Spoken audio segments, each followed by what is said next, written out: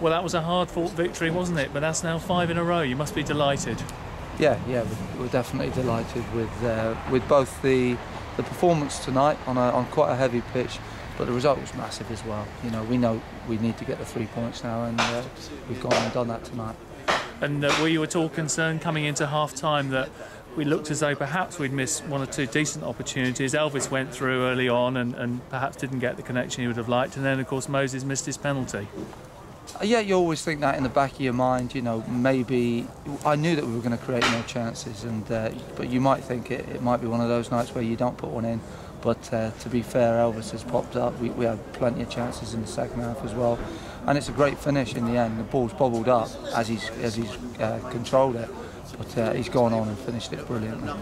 And obviously there were handbags, as they say, second half. Did you see anything at all? Obviously Joe got sent off, I presume, for a raised foot, and obviously their lad then got sent off for leading the brawl afterwards. Yeah, I mean, it's disappointing in one way because, you know, we want to keep all our players fit and available. We don't want any out suspended.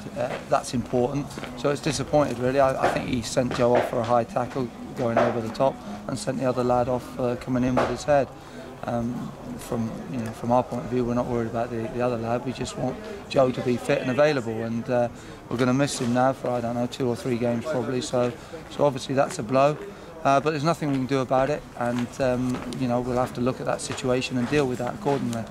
And yet it really seemed to affect them more than us, I thought. When their lad went off, we seemed to find even more space and in fact looked much the better side. Yeah, you know, to be fair, I felt we looked the better side all the way through. I think what happened when we went down to 10v10, there was more space on the field then, and that suited us just as much as when it was 11v11. And like you said, if there's more space, then you can do even more when you find that space. And also what's noticeable about this working side, as well as showing great character and determination and resilience, is the fact that I think as the games go on, we look stronger and stronger. Is that down to your fitness regime? It's down to a lot of things, really. We try to make... it's a little bit of a myth about the fitness regime, because what we try to do is get players prepared for matches, and there are plenty of matches going on. So, you know, on a Thursday, especially after a game like you know, tonight on heavy ground, it's no good me going in and doing a massive fitness session on Thursday. We have to look at maybe some technical and tactical things, make sure the boys are loose on a Thursday, and make sure they get a good hour. If you go over the top, that can have the other effect, and you can feel that on Saturday and not be ready for the game to do the full 90 minutes. Now, I know I'm going to single him out again, but I thought Elvis Hammond was immense again tonight. He works so hard, he's so dangerous, and he's so strong. He seems to get the ball, and he's able to hold defenders off and then suddenly spin away from them. He really is a handful, isn't he? Yeah, I mean, he's got that turn. He can go either way, and as he does, he gets his body into the defender, and he turns so sharply that the defender finds it very hard because he's so close to him, quite a low centre of gravity, and it's lovely to watch. There was once in the second half there, he spun him one way, the defender managed somehow to get back, so he spun him the other way and just left him completely for dead.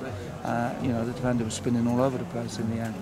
But I mean, Elvis did tremendous tonight, but so did all 13, 14 players that played today, did a great job. And that's 5 now on the bounce, and the momentum's building, isn't it?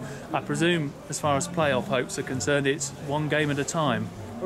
Yeah, we can't afford to get ahead of ourselves. You know, we know that we're making ground. We know that the team now are full of confidence and playing well, but we still have to go on winning games. We're not in a position now where we're in the playoffs, so we know that our form has to be better.